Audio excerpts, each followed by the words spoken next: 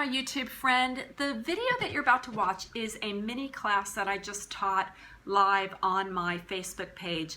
The first 4.5 minutes have bad sound. It's just a little bit of learning for me, but the rest of the video, the sound is great.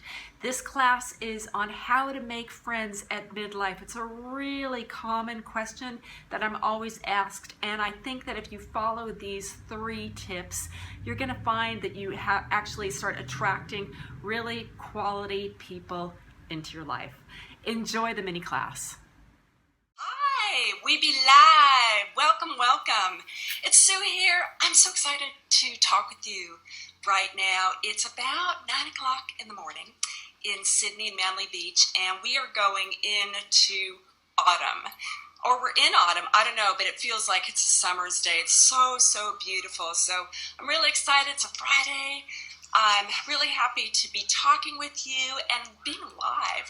And I had a good morning this morning. I had a sexy sleep-in with my boyfriend, and then we went and had a cup of coffee. And I had the strongest cup of coffee in the whole wide world. Hi. Had the strongest cup of coffee in the whole wide world. And I usually don't start my day with coffee. I usually start with, a hot water and lemon. But this coffee has me so wired. It was delicious, but oh my God, I'm going to be going really hard all day. So I'm feeling good. I only did one of my practices that I usually do in the morning. I only did one today. I just did a sitting practice for 20 minutes. So my yoga practice, and I've been walking a lot. I'm going to do those later on the day. I'm going to do my work this morning, and then I'll go and do my practices. So my practices, and just so you know, when I talk about practices, I talk about the essential things that we should do every single day. They give us structure. They help us feel grounded. They can be our best friend, which I'm going to talk about in a little bit today. And it's not negotiable for me. Doing my practices is part of my health, part of all aspects of my health. My physical health, emotional, spiritual, mental health. So sometimes I like to kind of get them all done in the morning, but sometimes other things come up, so I figure out other ways to slot them in through the day, no matter what's going on. Sometimes I won't do big practices. I'll adjust the timing to suit the day, but there is always time, and the busier I am, the more I feel like I need to do these practices. So I'll be talking more about practices, but first of all, I want to say hi to the viewers, to you watching live, or if you're going to watch on the replay, welcome. I'm so excited to be able to do Facebook live streams. I think this is fantastic. I love my Facebook community. I really appreciate you so much, and this is an awesome way for us to connect. In the future, I'd love to do some laser coaching, so if you have a question that you want me to ask on the spot, you need some instant advice, I'd love to be here for you. You can actually leave questions that you have that you want me to cover in another live stream in the comments. I hope to do these at least once a week. That's my new plan. It's really super fun for me.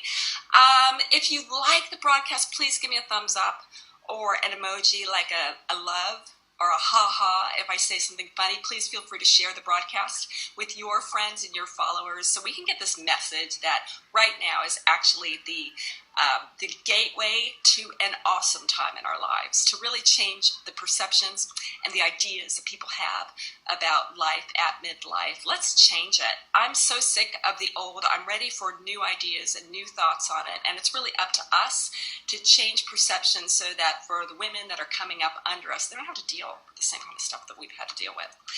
Now, what else do I want to tell you? Oh, today I want to teach you a mini class on how to make friends at midlife.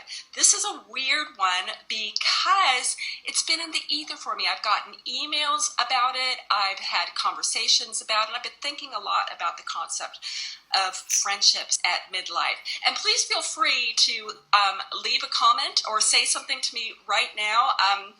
This is a chat.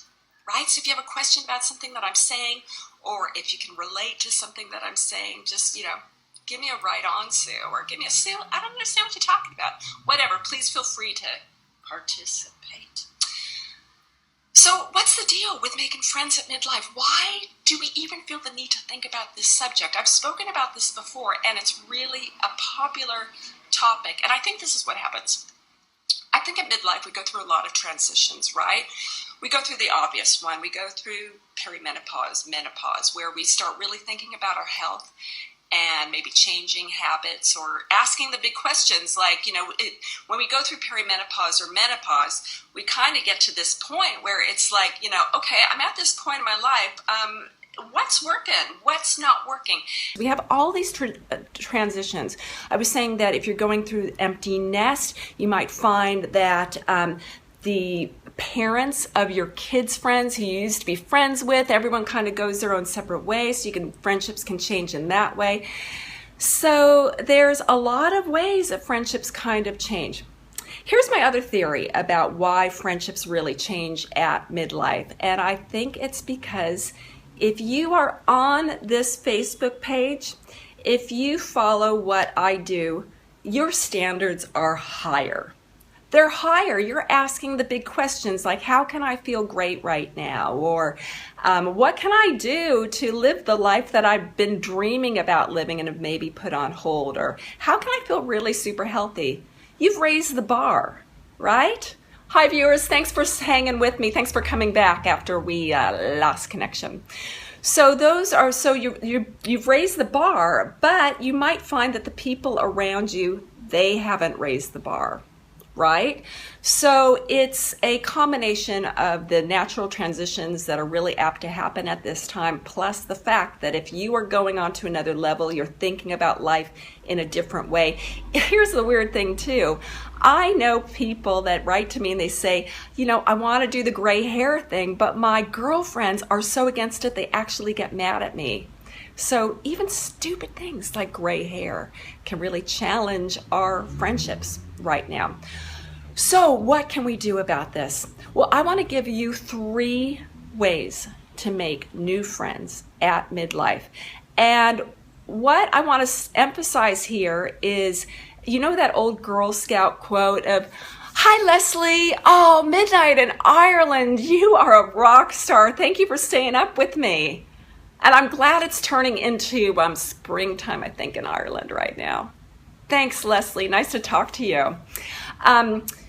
One thing I want to say, if you were a Girl Scout, I was a Girl Scout, and I remember that song, make new friends, but keep the old. One is silver. I don't have my singing voice on. One is silver and the other's gold.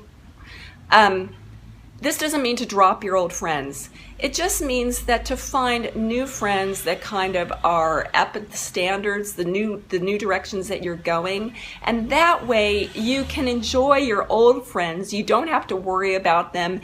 You can just enjoy them for who they are. So it doesn't mean dropping people. It just means adding new people into your tribe. All right? So 3 tips for making new friends at midlife. The first one's really essential, and you might even think it's a little boring, but it is a tried and true one, and it is to become your own best friend. It's really important to identify who you are as a friend. What kind of friend are you? I know that some people, they're real givers. They give all the time, and then they wonder, why don't I get that back as a friend? So it's really important to look at your behavior as a friend. Do you give too much? What can you do to rein that in? So you start attracting people who aren't going to take. Maybe it is that you finally need to learn how to enjoy being on your own, to enjoy just not having to be latching onto someone to make your life complete. I'm not saying being a hermit. As human beings, we need to be with other people. It's essential. It's essential for our health, essential for our well-being, essential for it's who we are. It's in our DNA to be part of other people. So it's really important. I'm not talking about being a hermit, but I am talking about the idea of being comfortable being alone. Like, can you take yourself out for a cup of coffee? Could you go to the movies by yourself? Are you comfortable just being able to make a decision without having to ask somebody else for affirmation of that decision? Can you make these things on your own? So while you're in that space of wanting to find new friends at midlife, this is a perfect time to become your own best friend. A lot of practices that I teach, like the sitting practice, is a way to get used to the quiet, to get used to listening to your intuition, to get used to just who you are and what you really want to do. So that's my number one tip. Become your own best friend. Number two tip for making new friends at midlife is find your tribe. Find your people. And the way you do that is not by looking for people, it's by following your passion. By doing the things that you really, really want to do, love to do. Maybe you've been waiting for someone else to join you. So if you have always really wanted to learn how to cook, okay, so you always want to learn how to cook, but you're waiting for someone to go to a cooking class, or you just kind of put it in the too hard basket because everybody else needs you to do other things. What if you joined a cooking class? What if you went and started going to the library and, hanging out in cookbook sections, or going to special events that restaurants have? Or I know in my neighborhood they have dinner parties held at people's houses, and just random strangers come. It's like a kind of underground restaurant. So find your passion, go to that, and guess what? Chances are you're going to find your people that share the exact same passion. I know for myself, life drawing, exactly. Life drawing, going to yoga. Yoga is the perfect example, Leslie, of finding your tribe. Finding your tribe. You're finding like-minded people that are on the same path, that generally have high values for health, high value for searching, for looking deeper. Life drawing. You're finding people that have the artist inside. So they're all of those things. So go for your passion. I know for me, when I was in my old job before I started doing this, I had no idea what to do with my life. And I also found that, as I was in that in-between stage of leaving my old job, I had to leave a lot of my old friends behind. They didn't fit me. It was just like, I need a new tribe. So what I did, and I didn't do this consciously, but I found a walking group, a women's walking group, and I write about this in my book. I found a women's walking group and got into them, and through them, I met new tribes. I met new friends. So follow your passion and find your people. Don't do it the opposite way. Find your people, and then you'll do your passion. Go for your passion, and that's how you're going to find your people. Third thing, this one's so important. So important. Be of service. A lot of times when we're kind of at that space where we want to make new friends, but we're just not sure, we're kind of at the space where it's like, hey, I want people to come to me that are going to give me, what I need, blah, blah, blah, and we're waiting for people to come to us. Actually, it can be the opposite. The opposite is a gift, and that is to be of service. So you are reaching out to others, and the way I love to do this is through volunteer work. After I became a coach, I really wanted to do something to give back. So I started volunteering my time as a coach for Dress for Success, and that's led me to being a coach and a teacher. What I find is that it benefits me so much. Number one, I've made great friends from it. Number two, I'm giving back. I am giving of myself. So I am using my way of helping. And I think that's when we help others, when we use our natural gifts to help others, we're actually living on purpose. So if you are looking for your purpose, an essential ingredient to that is to help, to serve others. Service of others, to find new friends, can just be, calling or emailing someone you haven't spoken to for a long time who was actually a good mate back in the day, but you've maybe lost touch. Reach out to them. Tell them you're thinking of them. Tell them, they meant something to you. Reach out to someone you don't even know who you really admire and tell them thank you. Like, I've been reading this awesome book, and it turns out that the man that wrote it kind of lives in my neighborhood in Sydney. And as soon as I finished the book, I reached out to him and I sent him an email and told him thank you. It's just little things like that. Make sure that every day, in some way, shape, or form, you can be of service. All right, so those are 3 ways, guaranteed ways of making new friends at midlife. And let me tell you something. I would be not telling you the truth if I said these things are easy or if these things are instant. In some cases, you might find people that are just like, oh my God, just friends, fast and furious. Or it may take time.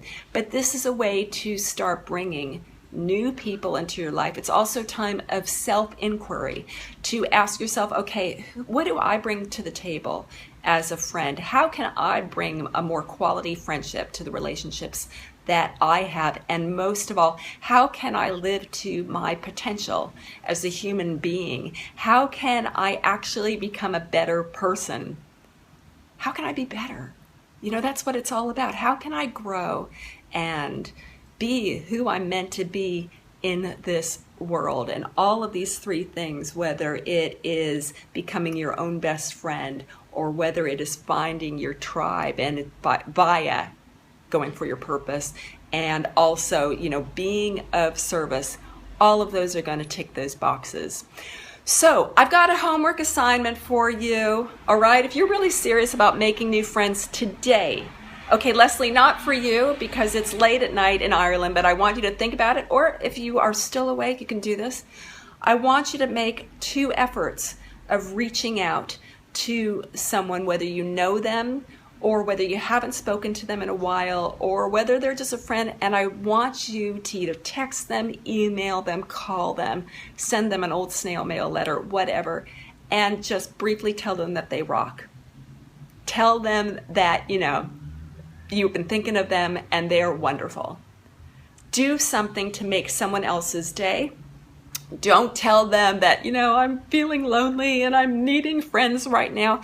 Just purely reach out, be of service, just saying who you are. You are going to find that when you do that, you're actually going to access something deep within you that actually opens the door to making new friends. Something's going to shift just by simply reaching out. So that's my homework to you, 2 people. All right. So if I want to hear, what are you going to do to, who are you going to reach out to? I'd love comments about what you're learning here. Let me know, what was kind of an aha moment. Hi, Sandra. Yeah. You know what? What we can say, Sandra says, finding friends is difficult. Being of service is amazing. I got to tell you, Sandra, so many times I might be kind of down when I go and do my volunteering. Something might have gone on where maybe I'm feeling a little low. I always leave like I'm been given the biggest gift. I feel of value. I just feel like, thanks, Leslie. Thank you. I feel like, wow, I'm the luckiest person in the world that I was able to connect and able to give in some way. And I want to say one thing about volunteering. It doesn't have to be the kind of boring volunteering that some of us might have thought of. There is volunteer work in every single area where you can also find your tribe through there. So if you have a passion, I have a passion for women. I have a passion for women that are starting over. So for me, Dress for Success is kind of like a dream come true to be able to coach and then eventually teach there. But one thing that I noticed, and just using Dress for Success as an example, because they're an awesome organization, if you're into styling, like when I first joined there, I helped out as a stylist, to help women that are starting over again. You get them dressed up. And I'm not that much into fashion. I love it. I wish I had a stylist, but it wasn't really my thing. Coaching is more my thing, is more my wheelhouse. So I went into that area for them. That's a way that I could serve. There's also, through them, you can also do working in their finance area, working in their social media area, working in their events area. So there's a lot of different avenues that you can do to work on your purpose. You can, if you're into cooking, you can volunteer a million ways working in food. If you are into dancing, there are a million ways that you can volunteer in the arts. If you're into writing, for every single thing that you love, there is a volunteer thing, a way to be of service. But maybe the service is just in your own backyard. Maybe the service is just, if you love to cook, baking a cake for the lady that lives next door, that seems like she's always alone. There's a million ways to be of service. A million ways to be of service. Okay, so that is the way to make new friends. So two things. Now I want to tell you that the concept of being your own best friend is one of the things that I'm going to be talking about, teaching at my week-long retreat in Provence, France, June 6th through 11th with Claire Saunders. I'm so excited. In fact, one of my little jobettes today is to design some handouts, making little things for every single day. So the week is really going to be about the art of practice, doing these practices, silent sitting, so you can kind of get used to your intuition, how to be able to just enjoy being by yourself, how to reach out, make new friends, finding your passion, all those kind of things. We're going to be doing that. And I also want to announce that on June 12th, also in Provence, I'm going to be teaching a half-day workshop with Claire that is really for locals or commuters, people that live in the region. If you just want to come for a day, if you're in Europe, come on over for the weekend. Leslie, you want to come over to Provence for the weekend and come in and join on that class, and I'll be putting more information on the Facebook page for that. All right, my beauties, I want to let you go enjoy the day. This is such an important topic. Remember, friendship, it's okay, even if it's difficult. And a cool way to look at difficult, it's just unfamiliar. It's unfamiliar. We have to learn how to make new friends. And it's essential. You deserve to have really good quality people in your life. Make new friends, keep the old, right? Keep the old to enjoy them as they are. Make new friends that align with the higher bar that you've set for yourself. All right, have a beautiful weekend. Thank you so much for watching this. And remember, if you have anything that you want me to talk about in a future broadcast, awesome, Leslie. We'll do it again next year. We will. If you want me to talk about anything in a future live stream, I want to do some live coaching, all right? And I'm going to do more of these. So help me develop this. Turn this into our time. All right, thank you so much for watching. I really appreciate it. Have a beautiful weekend, and I'll see you next week. I'll see you next time.